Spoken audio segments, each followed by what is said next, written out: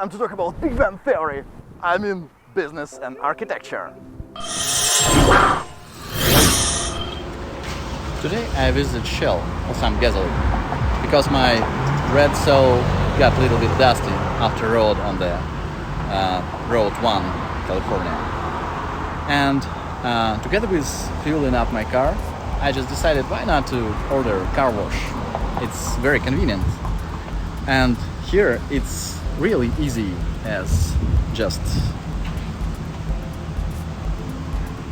one, two, 3. That's it. And I get some code that I can enter and get car wash.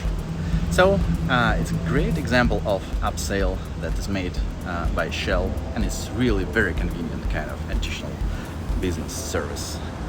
And at the same time you can see right across the street there is Sony Entertainment Pictures, very famous company that is also located right here at Calvert Street.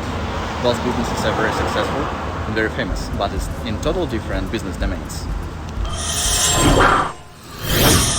And car wash actually looks like this. No human interactions needed either. I'd say it's a perfect example of upsell and perfect example of service. Wish everybody make money like this by machines.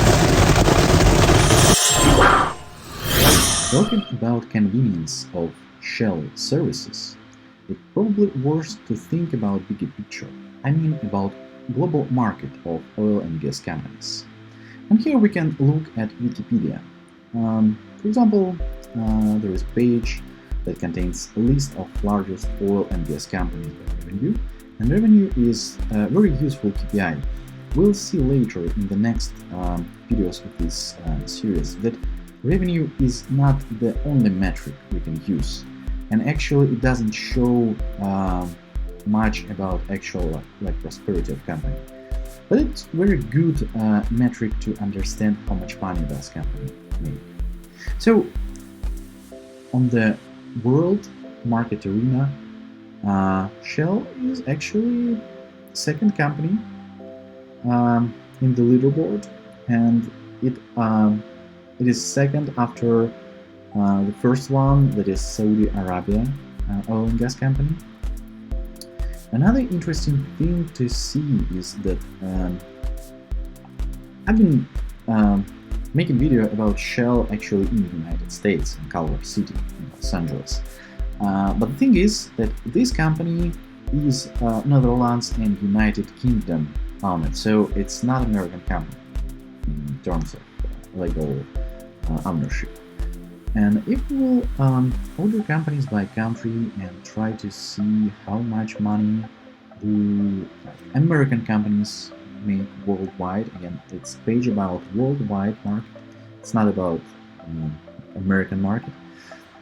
So the thing is, the leader in American companies making money worldwide is ExxonMobil. An interesting thing is, for me, usually means mobile gas stations, and honestly, I don't like them much. Personally, I don't think they're most luxurious or they offer the best online services or whatever it is. I cannot find online their car wash, or probably maybe now can, but at the moment when I tried, I wasn't able. So they didn't provide much services, probably not so much as maybe Chevron, but at the same time it's interesting to see that they make almost 2 times more money than Chevron. And it's very interesting because, at least in Bay Area and Los Angeles, Chevron gas stations are very clean, looking just perfectly, probably like Valero. At the same time, they are not making the most money. And Mobile is a good example of people who make business well. I mean, not in terms of their luxuries, no, but in terms, maybe Exxon is also kind of gas stations, and maybe they're more expensive or more luxurious than Mobile. Maybe they just joined their ventures or something like that. But looking at the overall picture, it's just important to know that view that consumer sees, like for me personally, companies that have the most luxurious and most clean gas stations are not making the most money. And world of business is not actually what we see every day. It's managed by rules far behind this picture that you see every day. And this picture with ExxonMobil is very much determining. It shows that they do business in terms of revenue twice better than their next competitor. Another thing, because kind of gas and oil companies actually do their business for end users in most of cases of businesses. The similar situation is in retail companies, and probably most of us know such companies as Target, Costco, Walmart. Like every person in the United States buys food. Those are probably the most popular ones, where you can buy food and buy some goods because they have everything like in the one store available for the pretty good prices. So those are very well-known companies, right? And my first assumption after looking at these names will be, okay, those guys probably make the most money and they're most successful. But we can look at some statistics, like these are 20 biggest retailers in America. And I pretty much trust Business Insider because it's a pretty good magazine. So let's just look. I understand that 20th place is not the most popular, but those guys, HEB, I don't know, I never seen them in California. They make 22 billion. Actually not so bad. Like Macy's are also pretty good, but they are, believe me, they are not in the top. They are like 18th place in this chart. There are some names like McDonald's is very well known. The thing is, again, we are talking about how we see business from standpoint of end users. Yeah, like I love McDonald's, I love Coca-Cola, and everybody can come there and buy some juicy burger or some cold Coke. Yeah, and it's very well known. And McDonald's is very popular because they really pay very good attention to their marketing, and they're very well known. But they are kind of 14th in this chart, in these leaderboards. They make something about like 35 to 40 billion. It's fine. But if we'll scroll down, we'll see that there are some names, honestly, I even don't know about. Royal Alderheisen. But this food line makes more than McDonald's. Albertsons. Kind of, guys, it's not super popular player in the market, but they exist and they make lots of money. In comparison to McDonald's, they may make more. The same is like, we know Target very well. It's very famous, it's everywhere. It has beautiful brand that distinguishes them from many other companies, like CVS, yeah, like Walgreens. But actually, they are not only. They are not only, and it's just like in Apple stores in terms of retail, they are, oh my gosh, they are not the richest ones. At least on the statistics of this article at Business Insider, they make less money. Like Apple retail stores make less money than some companies like Royal Alderheisen or Albertsons that actually do not have probably such a good marketing. But this is a tricky thing. So when we're talking about retailers and we're talking about their success, it's very interesting to understand that revenue is not the same as brand recognition or marketing. It's a very important point.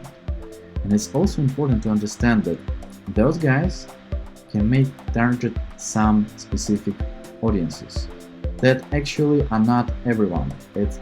They probably work not as Walmart. And they serve their niches or their audiences probably so well that they make lots of money, more than McDonald's. It's very, very interesting moment talking about such retailers.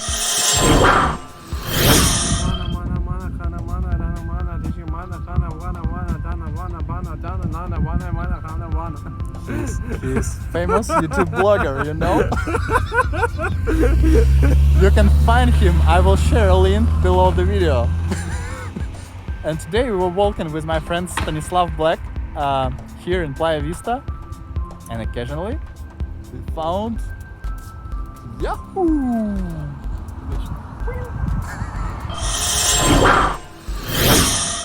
So, talking about Yahoo, it's actually a very interesting company.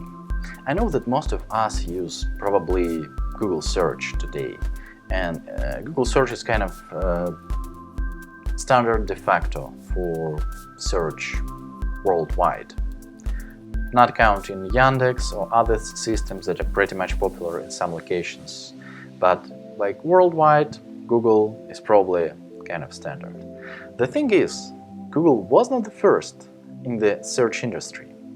And in 90s, Yahoo was actually the first company who struck this market of search and internet. And it's pretty much interesting to look at their kind of information and Wikipedia. And the thing is, this company was founded somewhere in 1994, 27 years ago. And this company had revenue something like 5 billions. This company exists now. It's not history. This company actually works. They have active business. But the thing is, probably they're known not as a search giant like it was in 90s. Interesting thing that something about 4 years later, in 1998, Google was founded.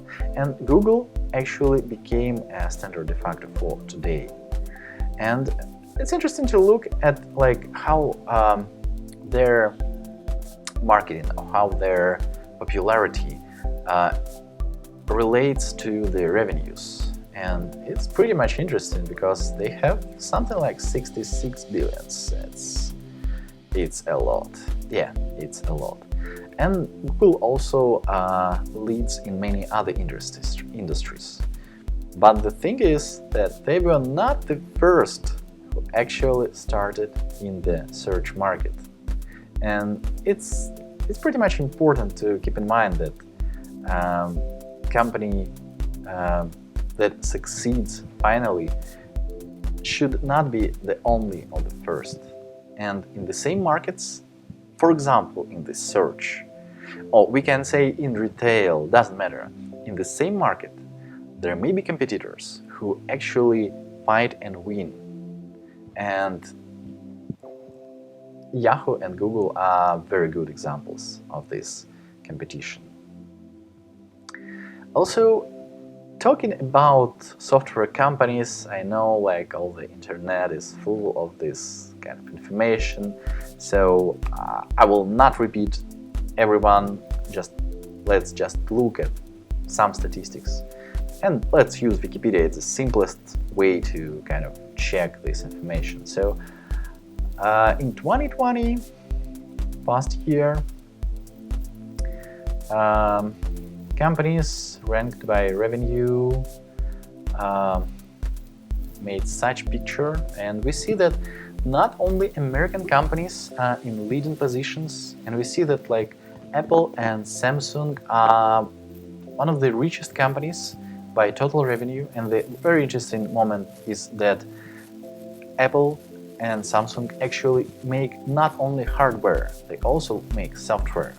And I believe that these statistics doesn't make any difference for this. It's just overall company revenue, right? And we can see that like in this range there are such huge and world-known companies like Facebook, who actually kind of make how much times? At least 5 times less than Apple. Yeah, so difference is huge. At the same time, these companies are very popular and very successful in their area. And kind of it's just good topic to keep in mind that when we talk about technology companies or IT companies or software companies, they work in different areas. And even when we talk like, if just separate like physical goods companies like Walmart, I don't know, like Costco or Walgreens, and software companies like Facebook, Apple or Samsung, they actually compare, like in business world they compare by money, not by their goods. And despite maybe range of this money is different, but they also compete, and even in their IT industry they have very much their niches of their services. Like for example, Hewlett-Packard was and is a very famous company for their hardware products, and like me and my friends very love their printers and scanners and whatever, but they also made lots of other things. And like LG Electronics and Samsung, they're actually in all of the sectors of home appliances, not only in smartphones, home appliances and many other things. So it's pretty much interesting to understand this. And like if we look at only software companies, like list of the largest software companies, we'll also notice that like this, let's say Forbes Global 2000 list, this list also includes companies that vary in their range very much. And few interesting moments are like these companies are from very various niches, like Microsoft with their operational systems and document processing software, or maybe development tools. And for example, Adobe with their graphic design tools. Yes, those are giants, those are very best companies in this world. Or Intuit, the company which makes software for accounting and tax reports, or just personal finances. They have lots of products. And if we'll dive deeper in the world of business, I mean, we will talk about architectures, definitely. But at this moment, when we dive deeper in the world of business and understand like which companies use which solutions, provide which services, and how they leverage their software for achieving their success, it might be very interesting to see that like variety of companies is very big. And like this is just top of the iceberg. There are lots of companies, they all live, they all compete, and they compete in each niche. So like in IT industry is not IT industry, it's a whole bunch of industries below the label IT. There are lots of industries like software, operational systems, security, tracking of products, tracking of project success, providing IT services. Like for example, EPAM Systems is a very famous company in providing IT services and software consultancy. And we see that this company actually is among the top of other companies. And like if such companies like Autodesk or let's say Adobe, they're product companies and we know them because of their products, EPAM Systems provides services. And some other companies actually in this list, they also provide kind of services. They create software for other companies. Some companies like let's say 1S or Atlassian, they provide tools.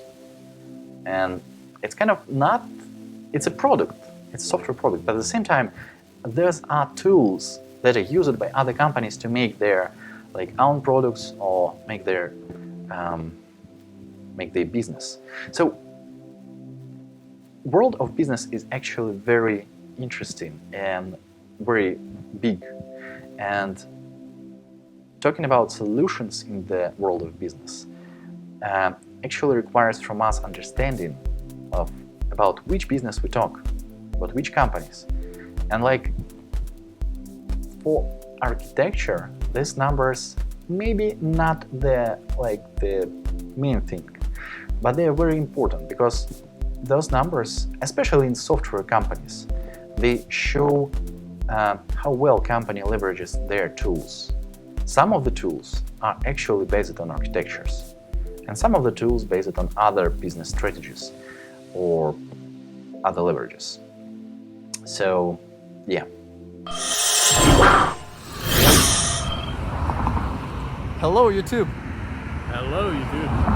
I'm here with my friend Stas, who is famous YouTube blogger, and we are near YouTube office. When we come to the beach, we see this sun, sand, and the surface of ocean. Wonderful waves, place for swimming, gulls above. But there are guys who see under the surface, and they know that under the surface there is plenty of fish. Like this guy. Hi guys. Who created subtitles.love and who knows something about real business. How it bites? Either a fish? No, nothing for today. Fish sleeping. Cool. Actually, we came really, or no, something's happening. So, the main topic of this series is about business and architecture. But before diving into all the technical complexities of solution architecture, let's first understand business. Let's understand what it is and why it's important to understand business. And in the end, how does it influence architectural decisions? Shall we? So, what is the business? The business is the activity that makes money by either producing some products or providing some services. And actually, Wikipedia also adds like making a living by doing this, but I wouldn't say that, because you probably may see that some businesses are just side projects at the same time making money. Some businesses are not much profitable and not sufficient and also make money. So I'd say business is just a process or activity of making money, and there are two main ways of doing this: by providing products or providing services. When we talk about business as an abstract concept, it's probably important to understand that business should have some kind of sufficiency. I mean sufficiency of revenue, because without sufficiency, business will just run out of money and will stop, or let's say just die or go to bankruptcy. That's why sufficiency or viability of business is one of the key concepts. Another thing is profitability, but I'd say profitability comes after sufficiency. It's unreasonable to expect business to make profits from the start. Usually there is some period of just investing into business while it will grow until reaching a point of sufficiency and growing into profitability area. Profitability is also something that pretty good differentiates business from volunteership or charity, because business is actually the activity that makes money in exchange for goods and not shared goods for free. It's an important point in understanding the physics of business and understanding how it influences solution architecture decisions. So, talking about profitability. As I said, business grows from the stage of investing into business to the stage of reaching sufficiency point and then up to the profitability. And if, for example, you will look into, let's say, App Store or Google Play, you will notice that many of applications actually are not businesses. I mean, they are charity. They provide functionality totally for free, and I'm happy with it. It's really good. But the fact is that these applications do not have monetization strategy. They just provide value. They are not businesses. And not applications. They have monetization strategy. Sometimes too much aggressive, but anyways. This means that these applications are businesses and they make money. Not always efficient way, but at least they do. And some of the great examples are in the games category. If you will look at games, you will see that you can pay for game in different ways. You can buy it, like in-app purchase, or you can buy subscription and just pay for ability to play this game during months or year or whatever it is. And then you can buy add-ons in the game. Like, for example, you can buy some additional goods, either new cars, new ammo, new weapons, I don't know, some perks to change skin of your, chicken that you are playing, your character, whatever. So there are many ways to monetize games. And the same for many other apps. So this is just an example. In actual, businesses, not in like mobile applications, actual businesses also use the same strategies of monetization. They just differ simply because they have different business domain, but they still apply similar tasks. An exploration of the foundations of business creation and growth, startup incubators may be very helpful. For example, Y Combinator provides some trainings and online courses for the new startups that they train every year. And each year they publish some videos on YouTube that you can watch, and they contain some very useful advices and recommendations related to different various topics, including monetization, but also about value creation, about minimum viable product, about managing people, about managing products and automation, and many others. The same as Y Combinator, Google Startup Launchpad, or 1000 Startups, they also have pretty good materials to learn about. And I'd say it's a good point to, learn more. During morning biking, I dropped by Y Combinator here in Mountain View. And the thing about Y Combinator, like with many other startup accelerators or online businesses, is that dropping by Y Combinator is not the same as dropping by Starbucks. When you drop by Starbucks, you can buy a cup of coffee and actually participate in their activities.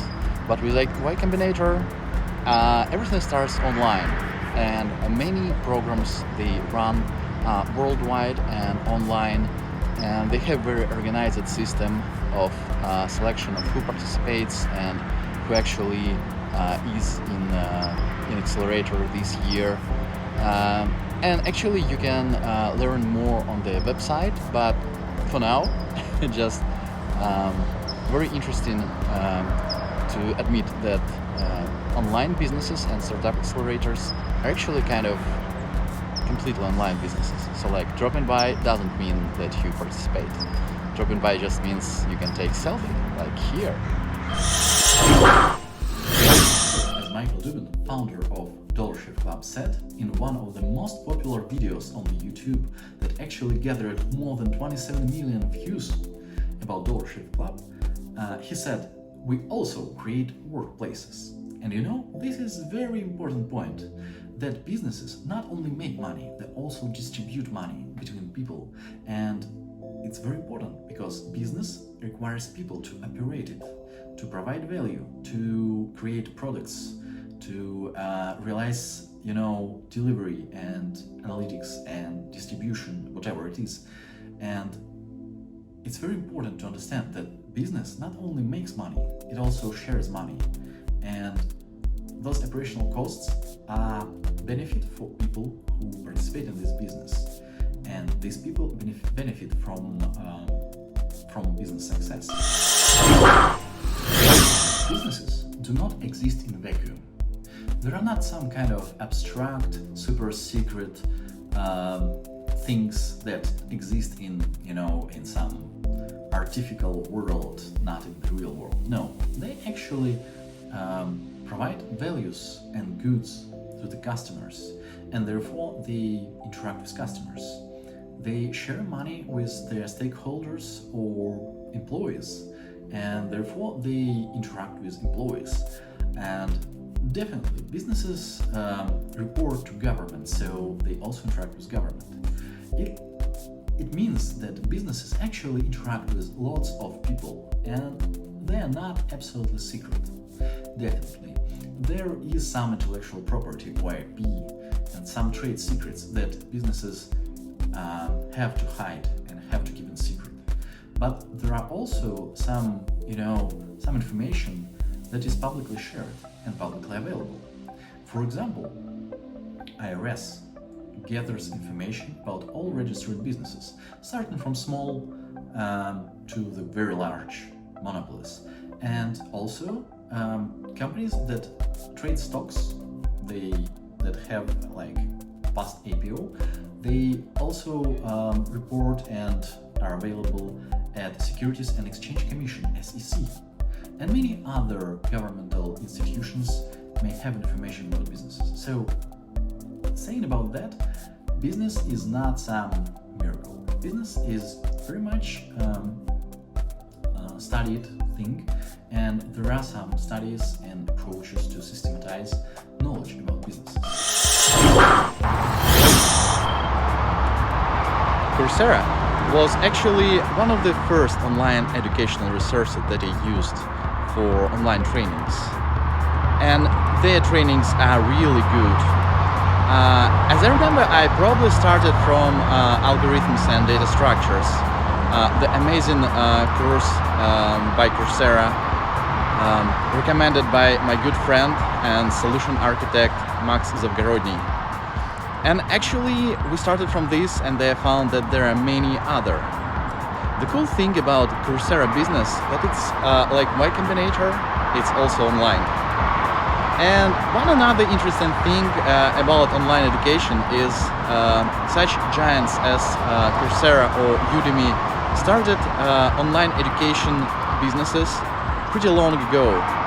But we still see how many new online courses, trainings, and YouTube channels start online who actually copy some part of their business. And their business proved that they're really very successful and very useful for end users like me who strive for education and learning new things. And it's real cool. Thanks, Coursera. Talking about a variety of businesses, let's just walk outside and look on the street which businesses are around you. And you may notice that there are a lot. There are some businesses that you will notice just, in every day, like gas stations, like Shell, Chevron, Arco, many others, like retail stores, like let's say Walmart, Target, Costco, Ralph's, again, many others. They're big, like worldwide known, and they're small, like, very local, but they exist, and there's big variety. And it's not only about like such everyday goods. You can look at, at Netflix, right? You have Netflix, you have YouTube TV, you have lots of other services like Disney Plus that provide you, videos, movies that you can watch. And they charge money for this, right? Internet providers. Again, there is not one internet provider, there are many internet providers. It's just a small area of examples that show that there are lots of businesses, and all of them are, kind of structured in their own niches. So, let's imagine that we want to systematize knowledge about this variety of businesses. And let's say we try to systematize them and break them into some areas. Let's say business domains. Actually, it's a good term from solution architecture. Business or industry domain. So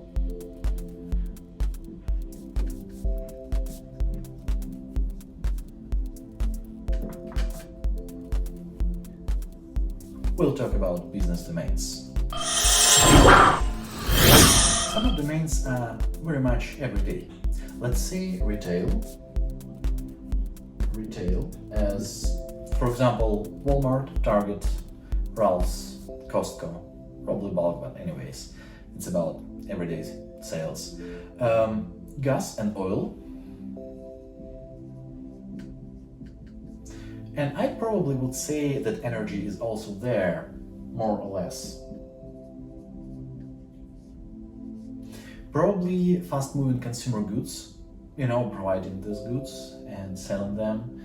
So fast-moving consumer goods. Also, I'd say probably e-commerce is also there, because we usually use such services as Amazon, and I know that many people use Amazon almost every day. So it's about e-commerce. Awesome. And also in everyday business domains, I would say there is automotive, because many of people use cars and have cars or use them as Uber or Lyft services, so automotive. I'd say auto. And also everyone who travels uses aerospace, planes, so we'd say aerospace. Say aerospace. Yeah, I would not distinguish with space industry, because for now planes are the main kind of transportation. Maybe in the future we'll fly on Mars. Also, among everyday business domains, I would say there is travel related to aerospace. Let's say travel, and probably hospitality and leisure. So hospitality and leisure.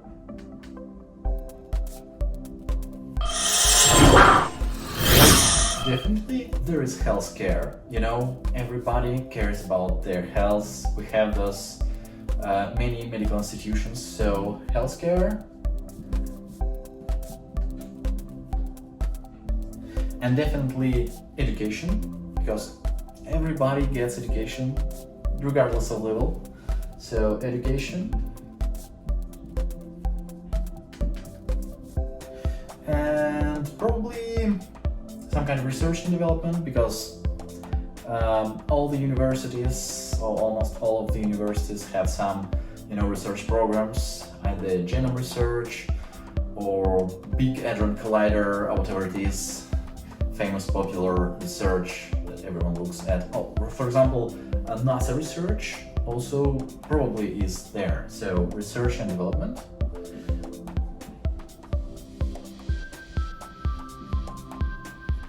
And probably those are kind of very main and important. Also, everybody has finances, and I'd say all of these domains are impossible without finances. So let's say finances and banking.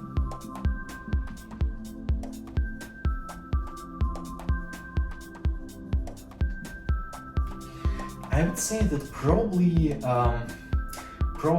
banking and probably insurance also. And I don't know, let's skip it, but let's say insurance.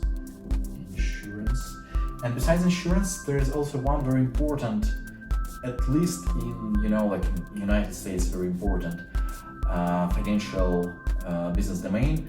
It's about trading and global markets. So trading and markets. It's all about stocks, Okay, we're almost there, but not yet. And probably there still will be some domains outside of our scope. Anyways, so having trading, having finances, I think there should be something like business and financial management. Let's say business and management, whatever it is. And also each business requires some IT services, so it's probably IT services or business and IT services. So IT services. it's very high level. Again, if you're a developer and you know how complex is IT industry, you probably understand that it's very high level. Anyways, so technology and high tech. So high tech. Oops. So I'm at the end of the whiteboard. I think services, kind of utility services, whatever it is. Telecom, government. I don't know where to put it here, but let's say telecom. Let's say services somewhere there. Services, and probably, I don't know, let's say government. You'll say, yeah, I'm not structuring them better, but I'm just trying to give you some high-level picture of how many of business domains there are. There are domains, not businesses, domains. In each domain there are some niches or sub-industries and businesses, so it's pretty much a complicated picture, you know?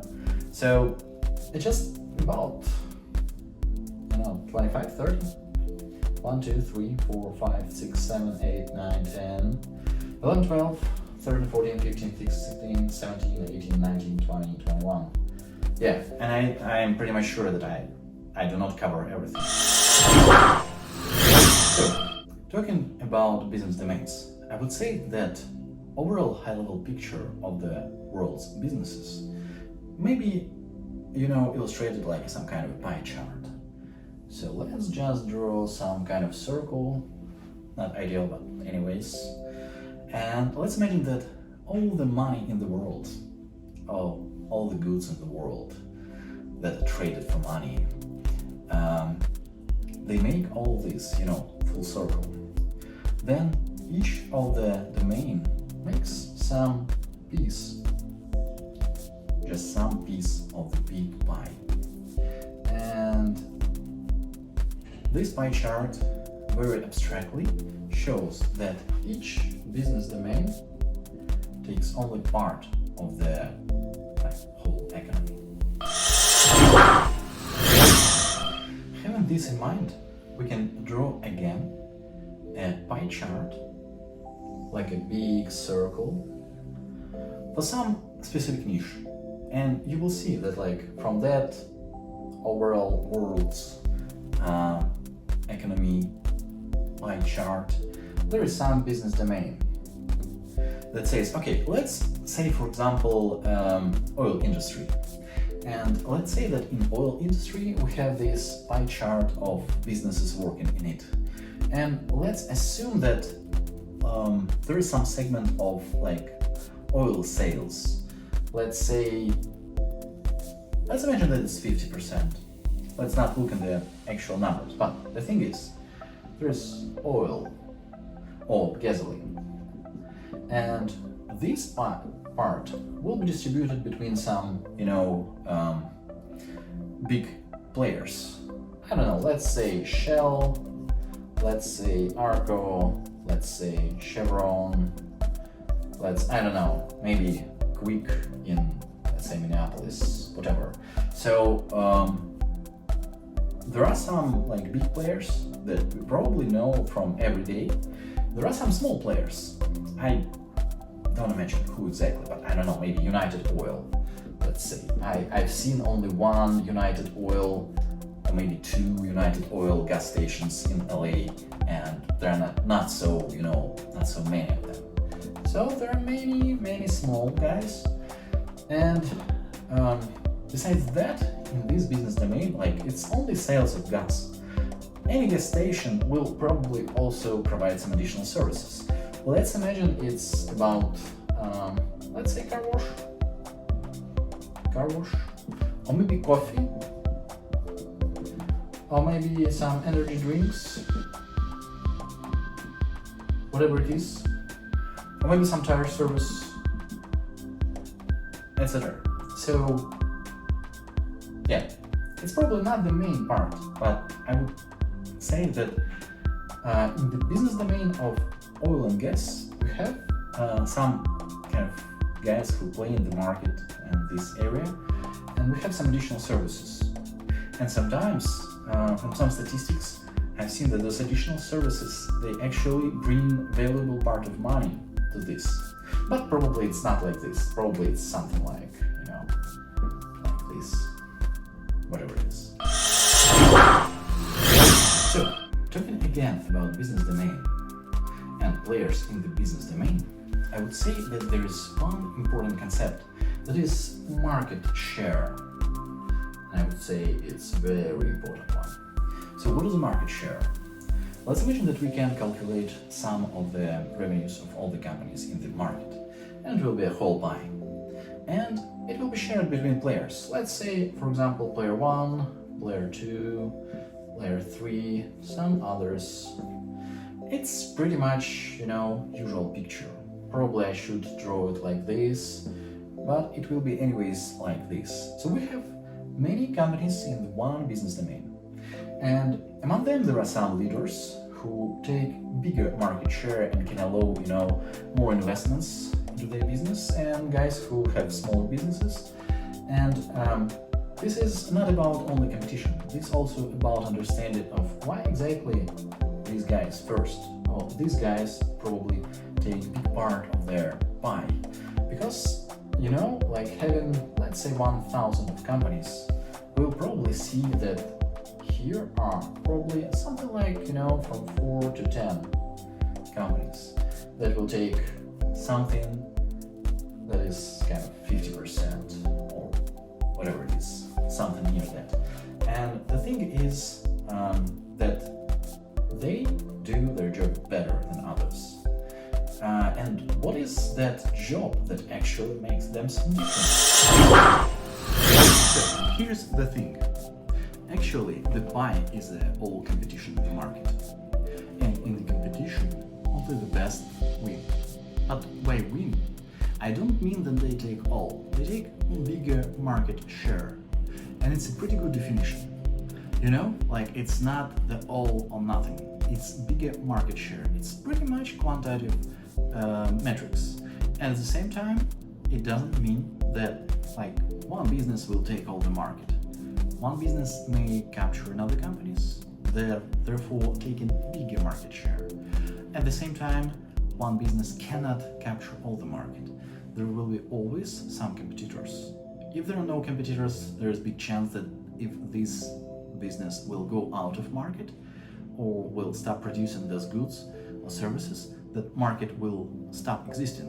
Or there will be opportunities, big opportunities for another players to come. So let's talk about relationships between businesses. And one type of relationships is horizontal relationships. By horizontal, I mean that businesses exist in the same market. And there is someone who takes probably about half of market or more than half, and other participants that in the same market or in the same niche take, you know, some parts, something like this. And it's easily comparable to one piece of a whole, something whole, that will be split between all participants. So looking at this picture, I would say that it's kind of a limited market at this specific moment of time. And it's very much red ocean, the ocean or market full of sharks. And here is the competition. So competition is between different businesses, and figuratively there are sharks and other fish. And by sharks we mean very active and actively fighting businesses who capture the most of the market or who compete with each other. So here is competition in the same market or niche. At the same time, it's not the only way of businesses to coexist. And besides competition, businesses may be in independent markets or niches. What I mean is there may be one business and another one that have comparatively different revenues, but they do not compete and they do not take pieces of the same pie. Good idea about this may be to compare businesses that use light bulbs. And light bulb is a very much ubiquitous thing. So desk lamps, headlights of cars, and flashlights or torches, they use bulbs, light bulbs. But the thing is, those markets or niches are very different. So light bulb manufacturers can sell in different niches, and businesses that make sales in different niches do not actually compete. Like for example, light bulbs for cars, for headlights of cars, they actually do not compete with desk lamps at all.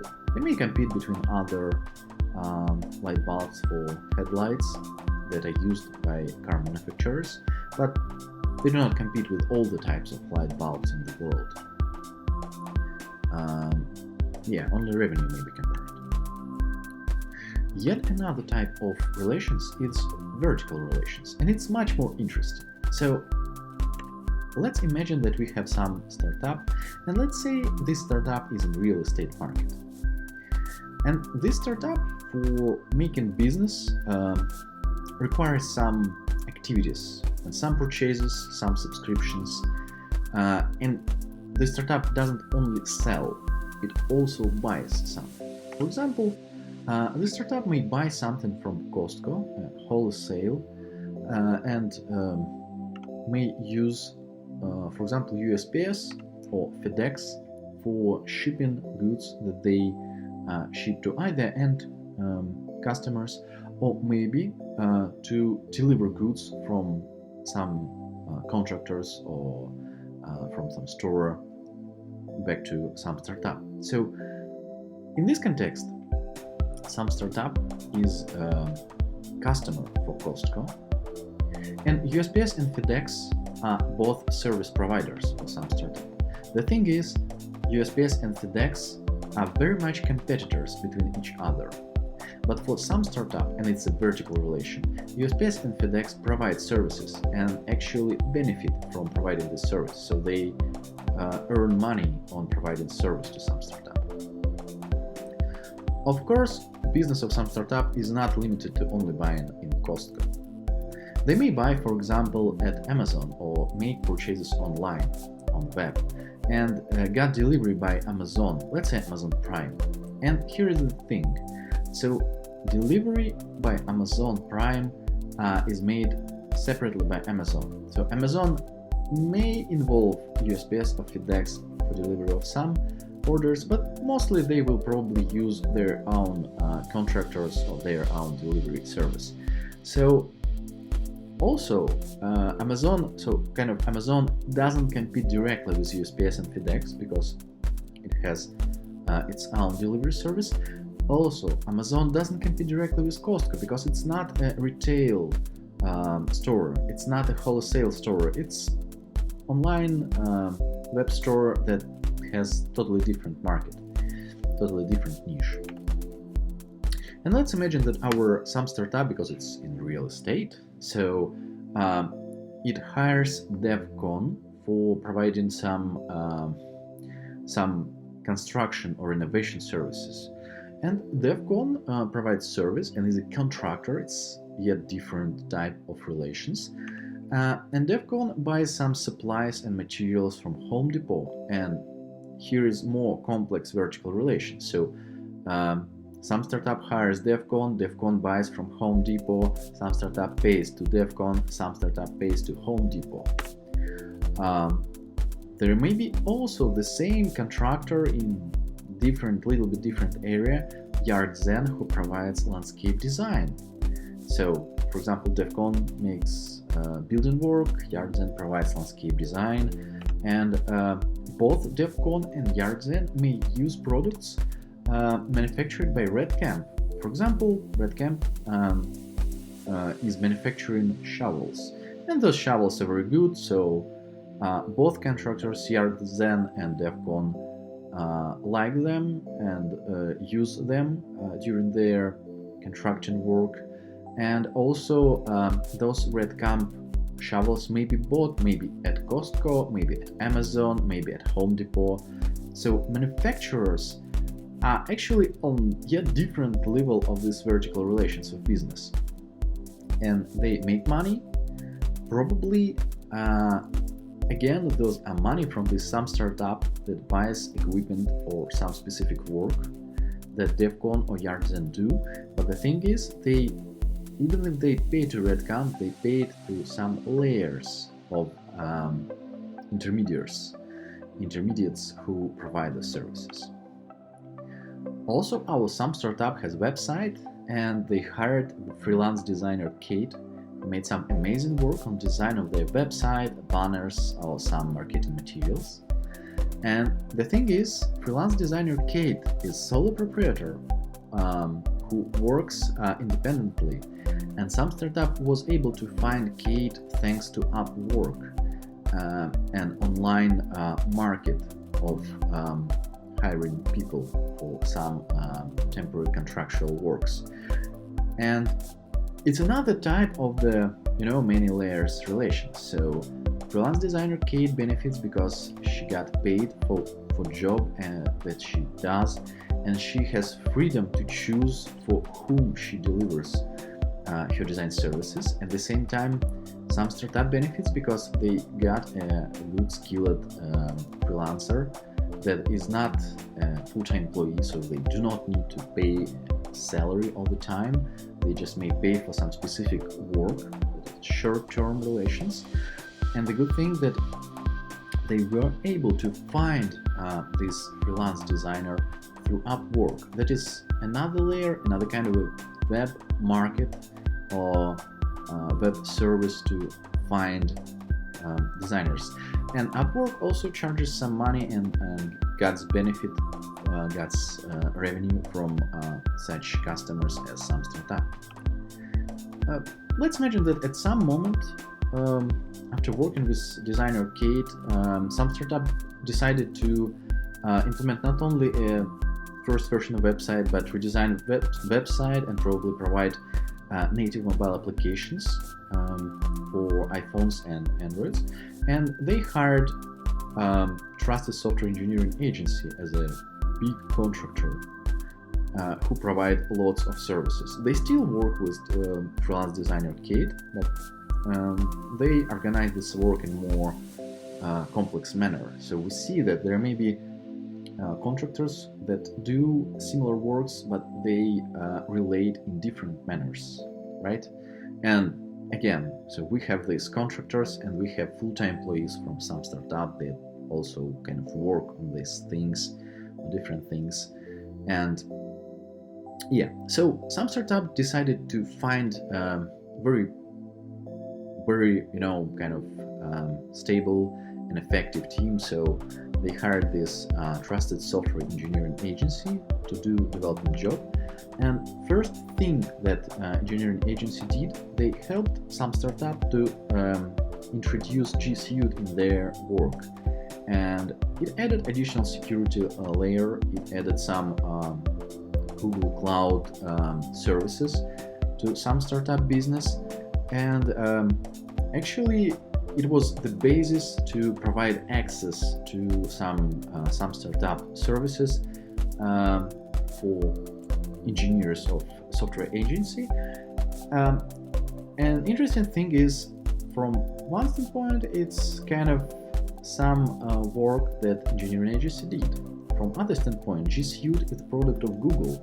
So besides engineering agency who charge some startup for probably hours of work of engineers, also Google benefits from this because Google charges for services included in G Suite. So again, it's kind of additional type of relations. And very similar thing happens with Jira.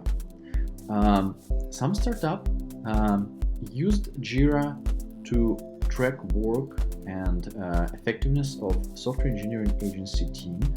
And at some point of time, some startup decided to use Jira for their full-time employees. And also asked freelance designer Kate to use Jira, and therefore some startup pays for Jira, pays to company Atlassian, developer of Jira, and also some startup adds more customers to Jira, because now it's not only engineering agency, it's also some startup staff and freelance designer Kate. Therefore, Atlassian also benefits not only by revenue but also by number of users and people aware of their product, and it's kind of a free marketing for Atlassian, because software engineering agency actually made a good marketing work for Atlassian. So in the end of development, software engineering agency delivers mobile applications to App Store and to Google Play, and this way some startup became a fully organized company and has good roots in both web and native mobile applications. They have apps that represent them on the mobile phones of their users, and get additional branding, get additional marketing, because users see their launch of application on the phones, and they recognize their brand every day, and it's a cool start of the some startup. And here is the interesting thing.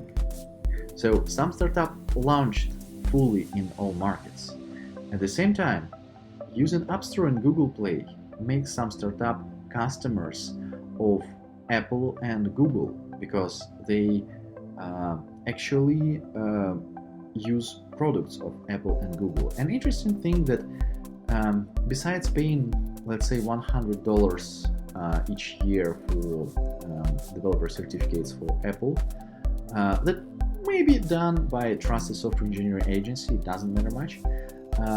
They also may earn money in those markets in App Store and Google Play, and this makes the relationship between Apple and Google and some startup even more complex. It's not only we use those markets, it also those markets bring us new customers, bring us new marketing, and give us new sources of revenue. Looking at this picture, you may notice that there are lots of pieces of the puzzle in the kind of vertical relations. And all companies involved into these relations, they benefit. Some of them compete, some of them provide services, some of them make contractual work, some of them are platforms or markets. And all of them may be classified into two very basic categories: B2C or business to customer, like let's say Costco or Amazon, and B2B or business to business, like as example G Suite or App Store or maybe Jira. And if you would like to classify them even in more details, you probably will notice that there are even more types of relations, like customers, partners, employees, suppliers, contractors, or service providers. So variety of relationships between businesses is huge, and these relationships do not limit to competition. They also may be mutually beneficial really for all the parties in relationships. And talking about winners, it's pretty much easy. Probably those companies are for a long time in the market. They made very good marketing strategies and very good product, very good quality, and growed a big audience of the clients. But what about those guys who are small? Why do they still there? Why they do not give up? The thing is, those companies might be either not very much successful, or maybe produce some products for very small niche, or maybe those companies actually may be new players that just grow. And here where competition actually comes. So new companies and new businesses, when they come into market, they first try, experiment and learn about market. And therefore their market share will be maybe small, and they will invest a lot into growth. And maybe they will not have such beautiful additional services. Like let's say Shell. Shell has lots of cool additional services, including car wash, coffee, burgers, whatever it is, many different good things. And new players, let's say some new gas station, will come without big audience, without good connections with other companies, maybe with a good marketing strategy, but at the same time there still will be lots and lots of areas to develop. Why I'm talking about this? So for architecture of the solutions that these companies use, it's very important to understand what is the stage of development of the business, what are the key business drivers, what is the most important for company.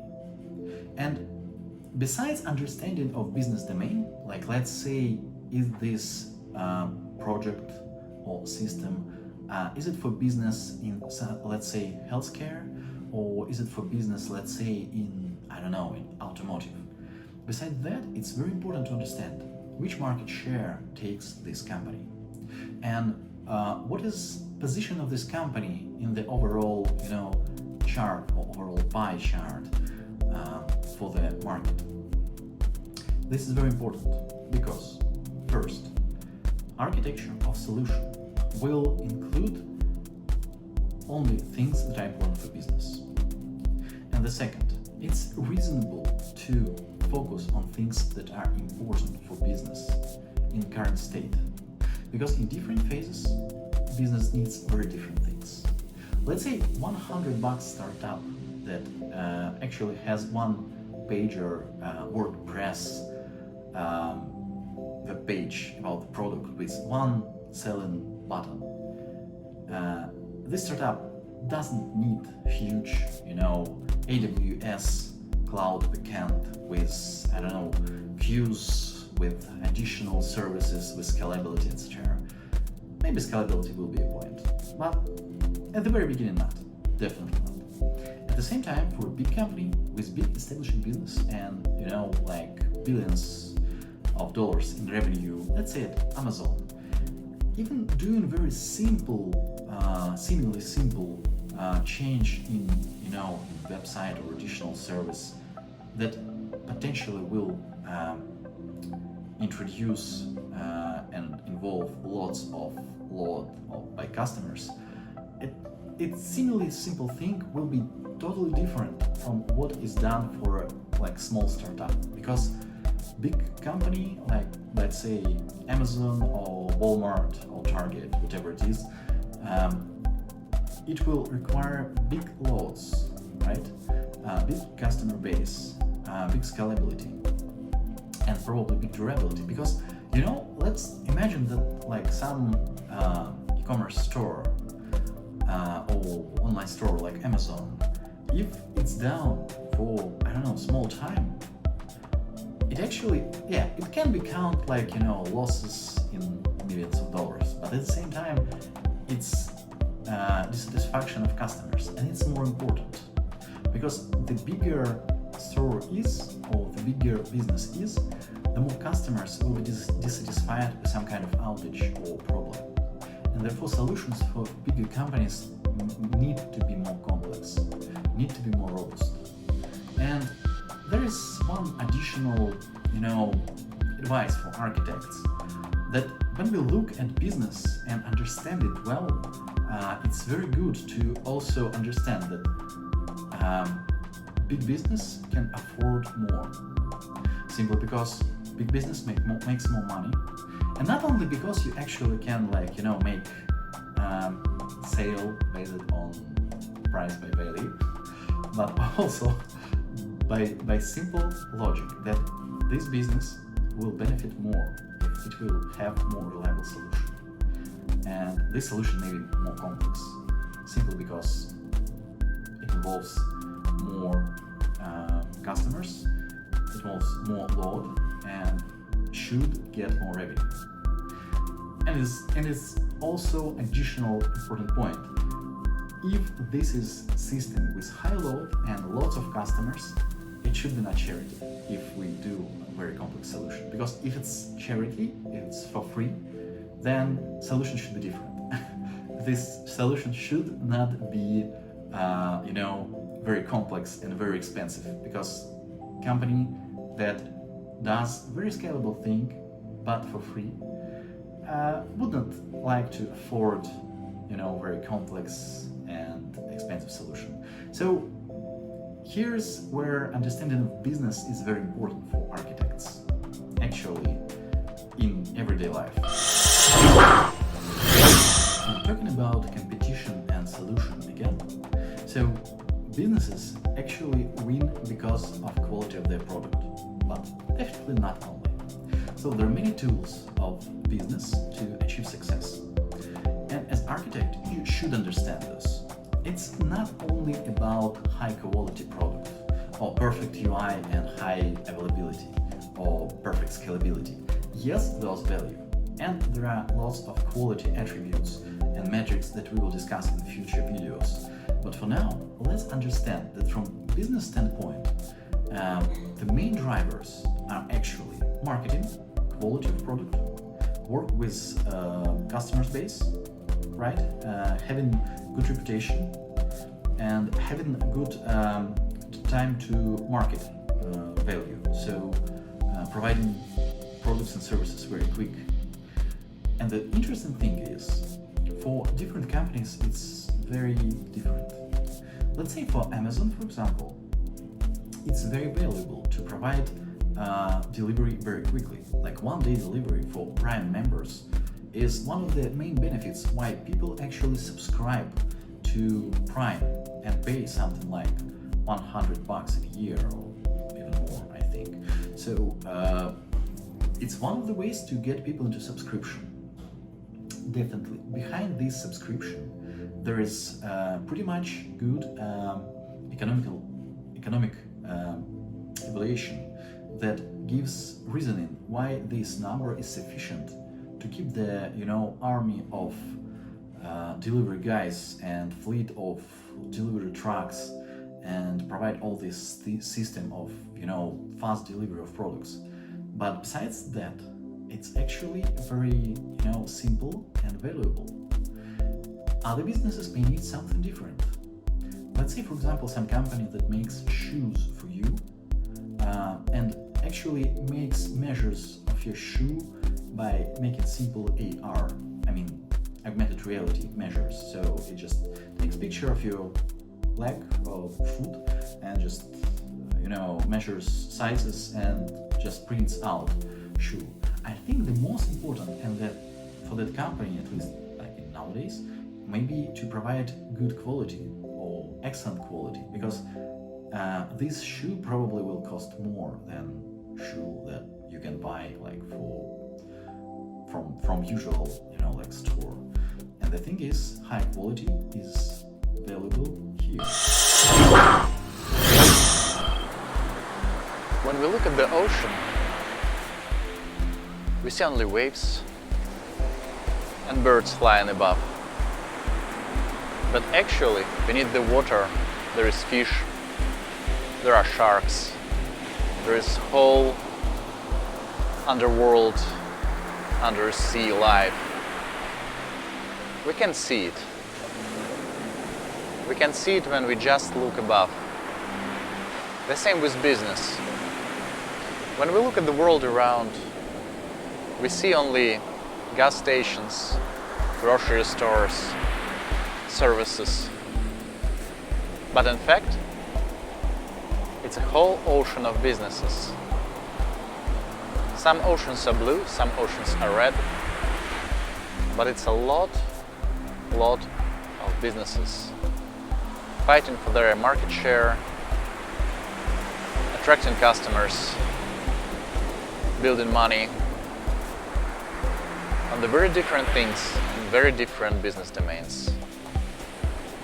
And here we are to learn about business, to see what is under the ocean. The ocean is perfect. You know, it's quiet, peace, green. When you don't swim in the red ocean with lots of sharks, in blue ocean you can achieve huge profits because no one will intervene. But in real life, businesses usually fight in the red ocean with other sharks.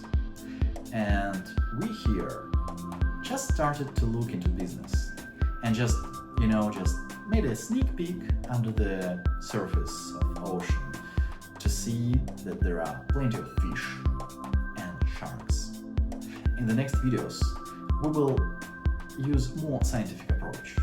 We will learn about their life, how do they compete, how do they win, and actually, we'll also look inside of them and understand how do they live, grow, and from what they consist. Hell. With that said, it's probably time to say thank you. Thank you for watching this, and thank you to our production team, to Anna Mars, our visual effects designer, to IGOR 7, creator of our soundtrack, and to BOHDAN KUBENKO, an amazing entrepreneur and inspirer who influenced selection of the sound theme for this episode. And special thanks to Stanislav Black, famous YouTube blogger and great inspirer. Link to his blog you will find below the video. Don't forget to like, subscribe, and stay in touch. More is coming soon.